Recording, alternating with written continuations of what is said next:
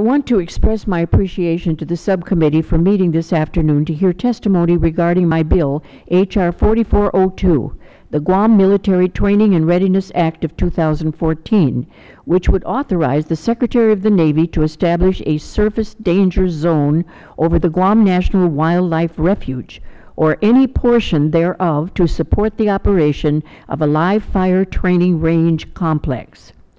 I also appreciate the support of the Readiness Chairman, Rob Whitman, for joining me in requesting a hearing on this important matter.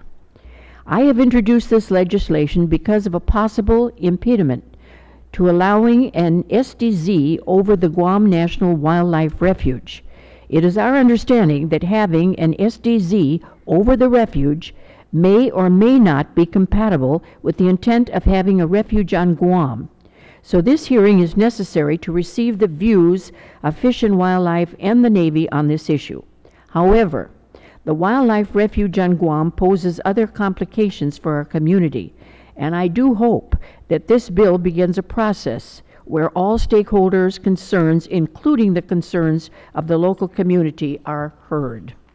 I would also like to note the importance of training to the overall readiness of Marines in the Asia-Pacific region. This importance is highlighted by the Secretary of Defense, Chuck Hagel, in a letter to Congress, stressing that a live fire training range complex on Guam is critical to maintain the military training and readiness of Marine Corps personnel relocating to the island. As we move forward with our defense authorization bill, I feel it is important to hold the federal government accountable by having a provision to address this critical issue. This legislation may not even be necessary if parties come to a resolution on legal matters. Moreover, there are other alternatives in the recently released SEIS. Surely, every alternative posed has its problems, and our community has yet to weigh in regarding these alternatives, and I do look forward to their input in the process. It is necessary that Congress and the Navy consider this issue and hear from the people of Guam, given the importance of the live fire training range to the rebalance. What further complicates this issue is the history of the establishment of a national wildlife refuge on Guam.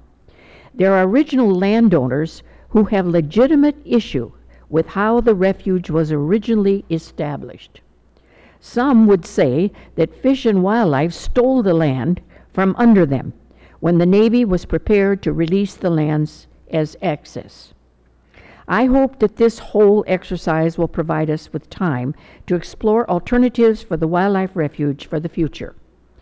Are there other areas on Guam or in the region where a wildlife refuge could be located to meet the national goal of preserving and rejuvenating species? I think so. I fully support this effort and will work to address the landowners' concerns in the long term. And as such, I look forward to the dialogue at the hearing today and discussing how we can move this issue forward and ultimately have it resolved. I believe it is important to include some provision in this year's defense authorization bill so that we ensure a timely resolution to this matter. And Mr. Chairman, I do have a letter here from a constituent that I wish to be entered into the record. Without objection, so ordered.